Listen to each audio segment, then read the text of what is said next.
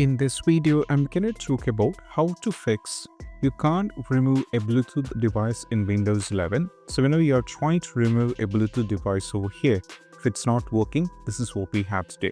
So the first thing what you need to do is we need to go over here, or you can click here or anywhere here regarding this. Now from here, there is an option that you can try airplane mode.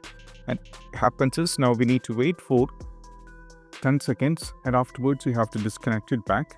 Then you just need to go back and you have to check whether you are able to remove the device over here. Still, if it's not working, then what you need to do is we have to go over here in the search. Now we need to type your settings and you have to click on this.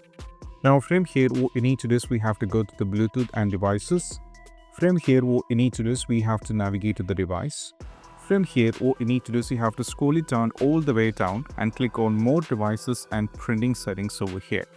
Now from here, you have to select the device that you wanted to remove. For example, if I wanted to remove this one over here that called US optical mouse, I have to right click and there is an option to remove this. You have to go over here, so it will be remove it. This is the easiest way. And also there is one more thing. What you need to do is you have to close everything here, go over here in the search, and now we need to type here for device manager and you have to click on this.